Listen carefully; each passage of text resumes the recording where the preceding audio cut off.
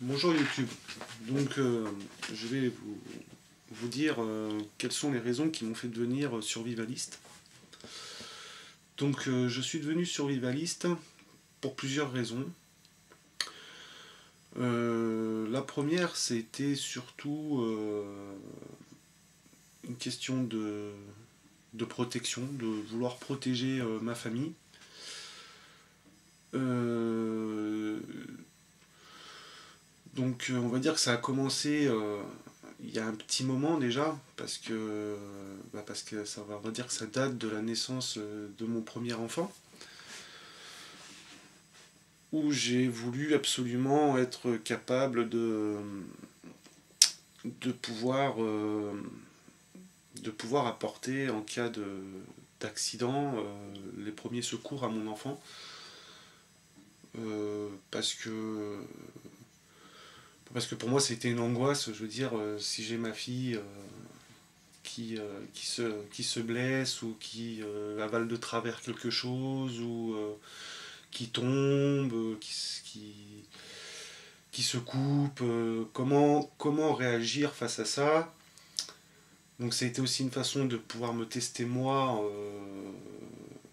de pouvoir me tester moi, enfin de voir ce que moi j'étais capable de faire et de pouvoir tout simplement apporter secours aux personnes qui sont autour de moi. Donc la première démarche a été pour moi de suivre un stage de secourisme, même on va dire qui a été un petit peu plus loin que ça, puisque j'ai été pompier volontaire. Bon, j'ai arrêté pour plusieurs raisons, hein, raison de temps, raison que j'ai déménagé entre temps, voilà, donc il y a eu plusieurs raisons qui ont fait que j'ai arrêté. On va pas rentrer dans le détail. La deuxième chose qui m'a fait devenir survivalisme, c'est, on va dire, une observation de ce qui se passe autour de nous.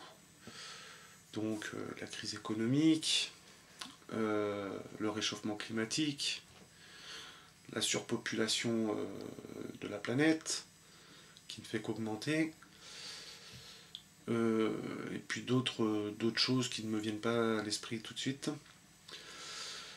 Donc ça a généré en moi, on va dire, des angoisses, toutes ces choses-là. Donc qui dit générer des angoisses, générer un mal-être, un renfermement sur soi. Euh, donc j'ai cherché de plusieurs solutions pour me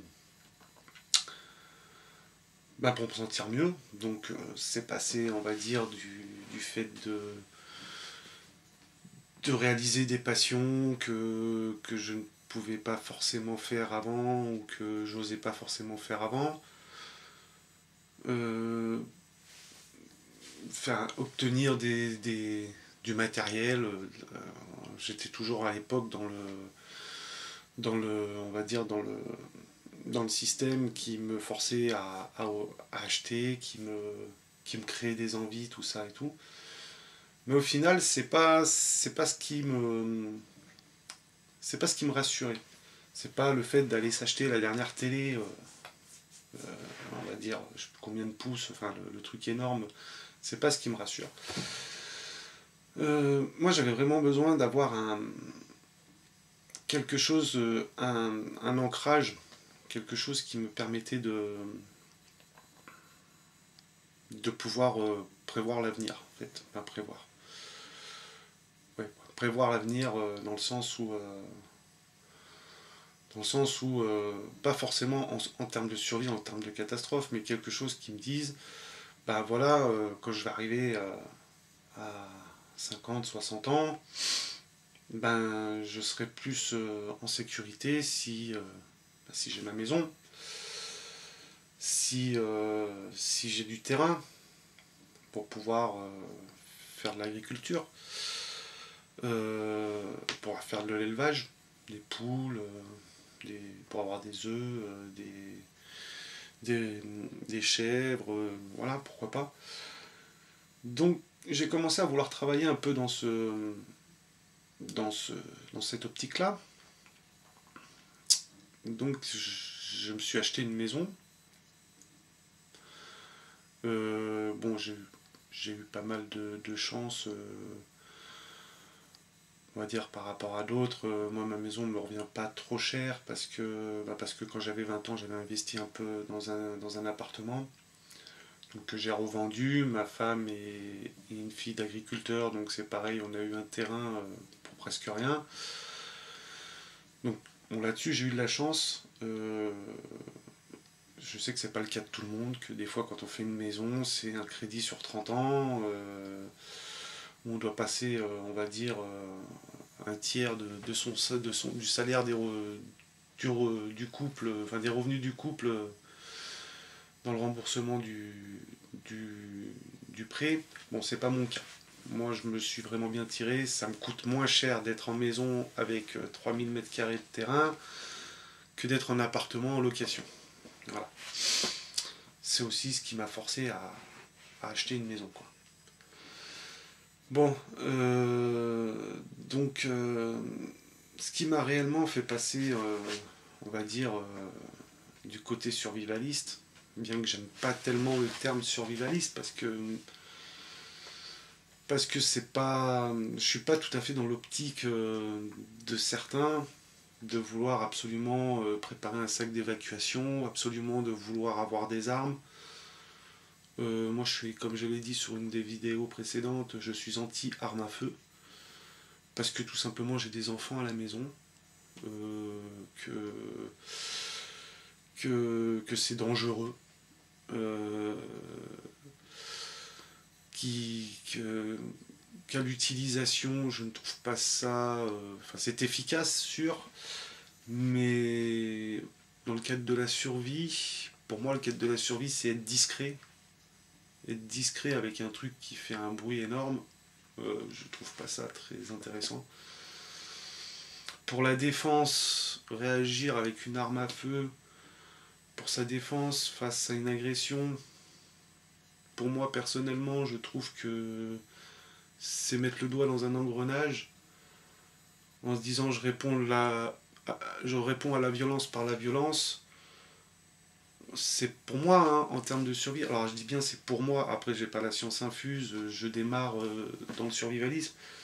Mais pour moi, si on montre une arme à quelqu'un, on prouve à cette personne-là que l'on a quelque chose à défendre. Donc la personne va faire quoi en face? Soit, ben, elle continue son agression, et après c'est à celui qui a le plus de chance. Hein. Donc déjà on se met en danger parce que le gars, ça se trouve, il est armé en face et il peut très bien vous mettre une balle, même dans la jambe. Hein. Qu'est-ce que vous allez faire avec une jambe en vrac en termes de survie? Je suis pas sûr que ce soit intéressant. Donc pour moi, on se fait agresser. Ben écoute mec, qu'est-ce que tu veux? Tu veux à manger? Ben tiens, je te donne à manger.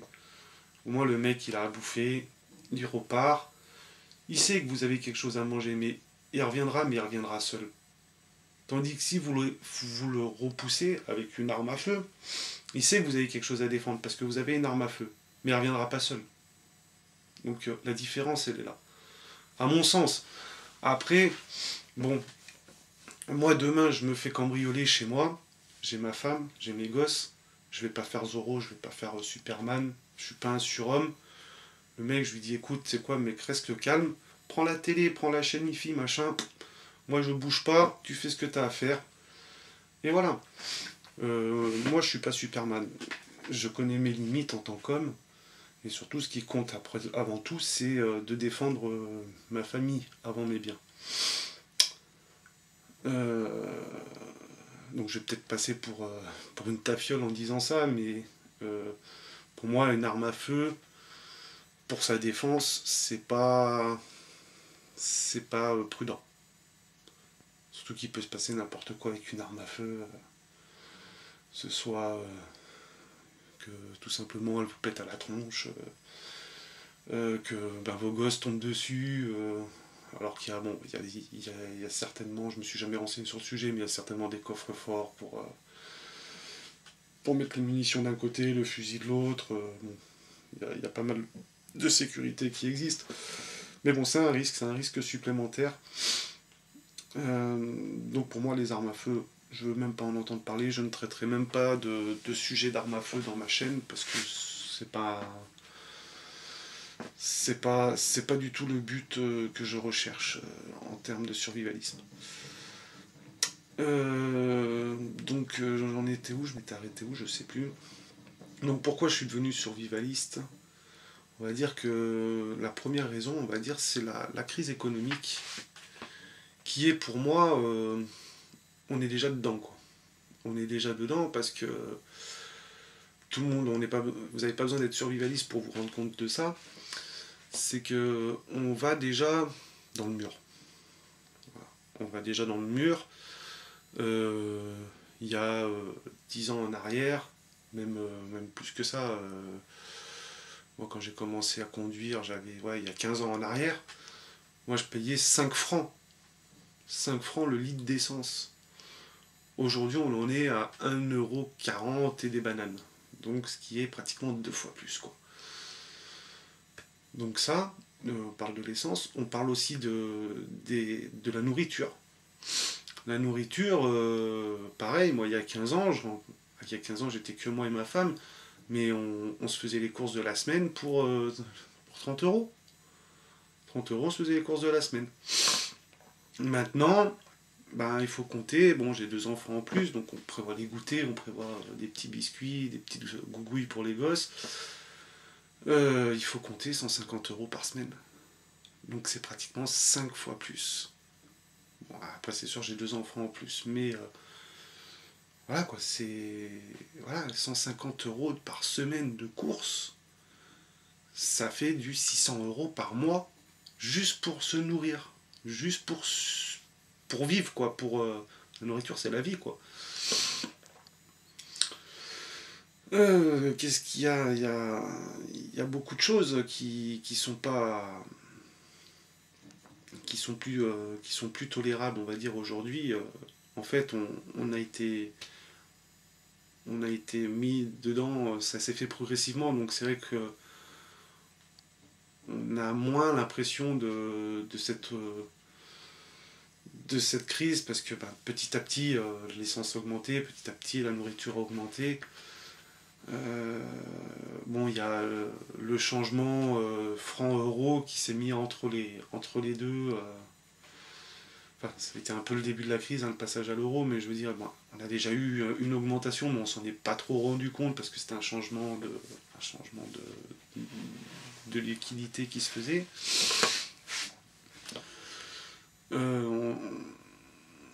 On va dans le mur, quoi, parce que moi, 600 euros de bouffe, 300 euros d'essence par mois, ça fait presque déjà un salaire qui part juste pour pouvoir se maintenir, quoi, parce que l'essence, j'en ai besoin pour aller travailler, et la bouffe, j'en ai besoin pour survivre, quoi. Donc j'ai pratiquement 900 euros par mois qui partent uniquement pour pouvoir continuer à vivre quoi.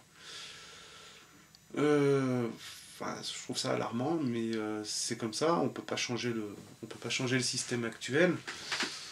Et puis je suis pas là pour essayer de changer le système actuel, hein. Je suis là pour essayer justement de trouver des solutions qui vont faire que je vais pouvoir dans le contexte actuel pouvoir vivre mieux. Voilà, parce que pour moi la survie on est déjà dans la survie, quoi. On est déjà en train de survivre, hein, parce que tout simplement, comme j'ai dit, 900 euros par mois pour continuer son train de vie, pour certaines personnes, dont moi, ça fait que derrière, je profite pas, quoi. J'ai tout ce qui rentre en argent, ça repart pour payer pour payer la maison, pour payer l'électricité, pour payer l'eau, pour payer la bouffe, pour payer l'essence. À la fin, il reste pas grand chose, quoi. Donc pour moi, je suis déjà dans un cadre de survie, quoi. Donc c'est pour ça que je commence à travailler et que je commence à m'intéresser à des solutions alternatives. Donc mon potager, des énergies alternatives, donc éoliennes, panneaux solaires, qui demandent quand même un investissement financier de départ, qui ne sont pas forcément rentables aujourd'hui, parce que mettre une éolienne, fabriquer une éolienne qui va recharger une batterie de voiture,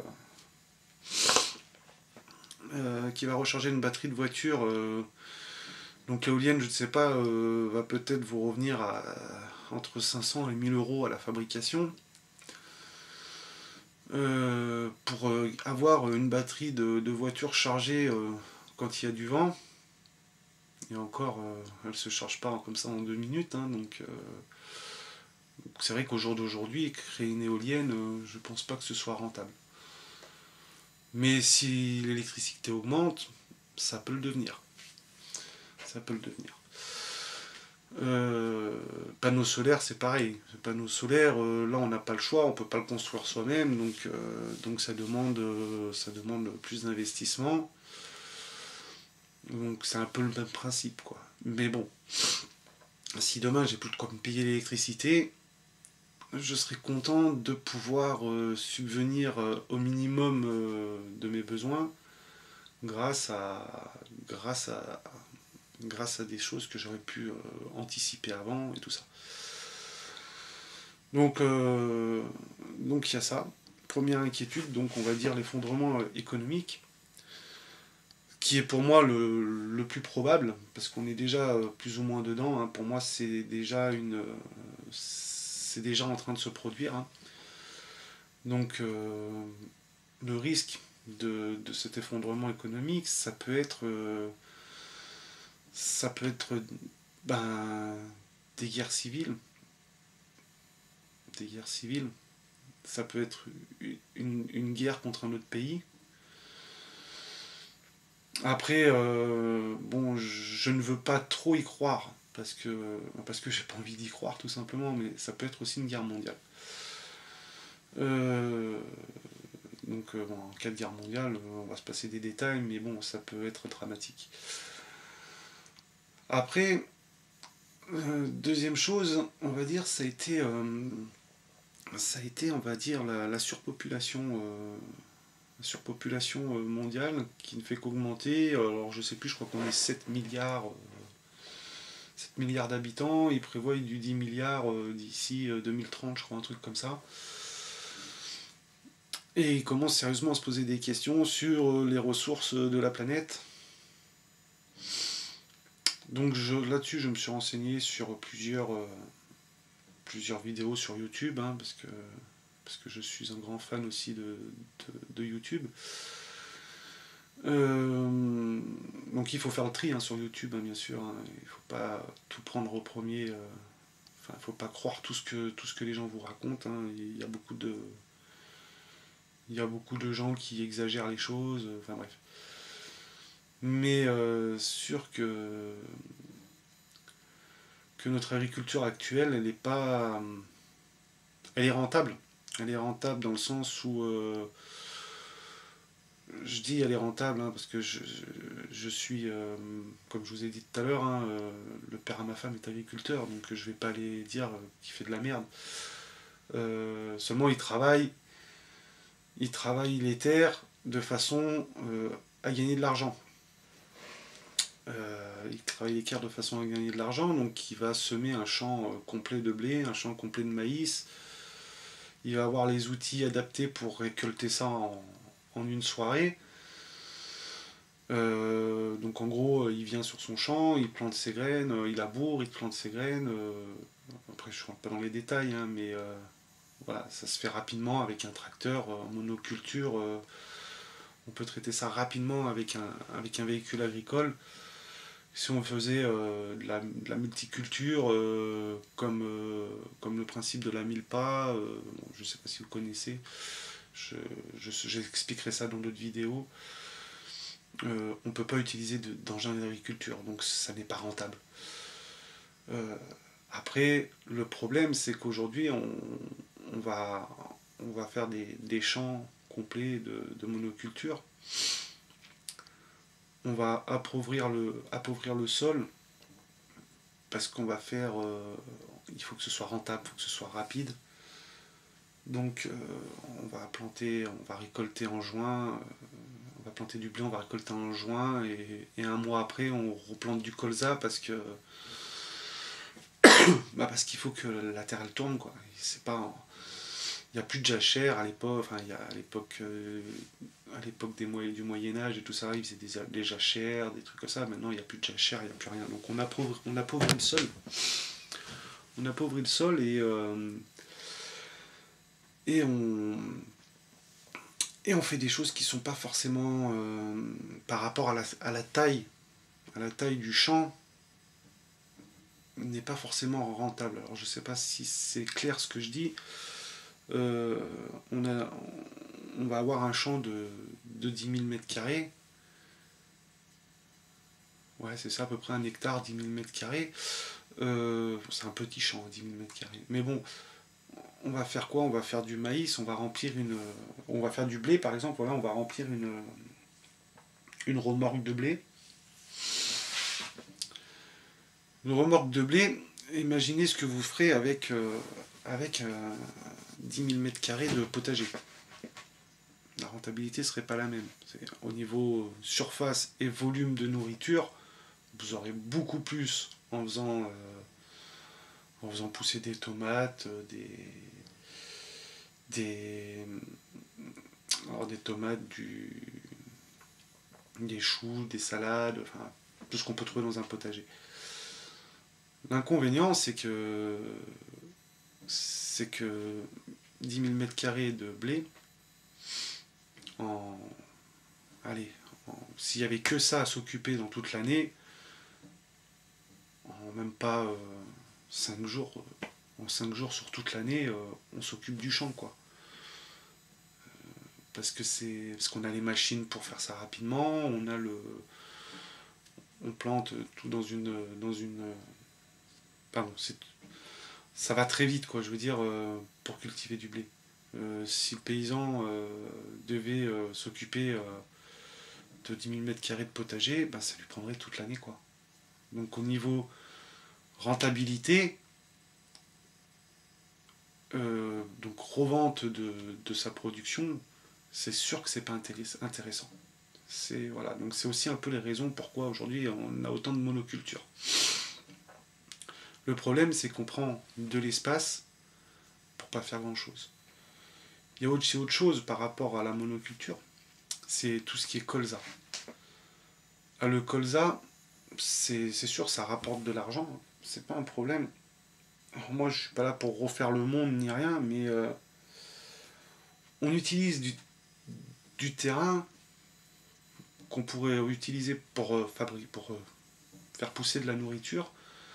On l'utilise pour faire une plante qu'on va transformer après en hydrocarbures. C'est-à-dire qu'on va prendre plusieurs milliers d'hectares de terrain pour faire de l'hydrocarbure. Ben, tout ça, c'est en moins pour faire de la nourriture, quoi. Donc oui, bah, c'est sûr que si on continue comme ça, bah, on va dans le mur, quoi. Voilà.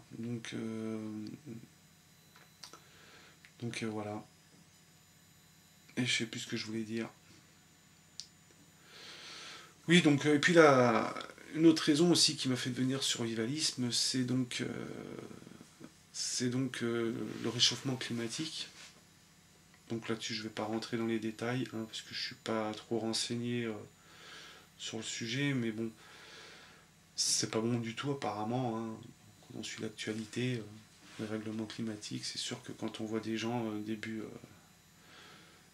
novembre qui sont encore en train de se baigner sur la côte d'Azur, on se dit bon, c'est bien, hein, mais enfin c'est bien. Les gens sont contents, quoi, mais est-ce que réellement c'est bien? Je sais pas. Ça veut dire que des règlements climatiques, je suppose que ça va changer nos habitudes de culture, ça va changer nos habitudes, enfin les habitudes des animaux, donc ça va changer notre écosystème. Alors peut-être ce sera différent en mieux, peut-être ce sera différent en moins mieux. ça, bon, je sais pas trop, mais bon, en tout cas, ça va créer un bouleversement, c'est sûr. Ça, donc ça, c'est un sujet, je suis pas trop renseigné dessus, mais bon, on en parle, donc voilà. Donc j'en parle aussi. Bah, je crois que c'est tout, j'ai fait le tour. La vidéo est peut-être un peu longue. Donc on va voir si je la mets ou pas en ligne. Voilà. Bon ben, au revoir.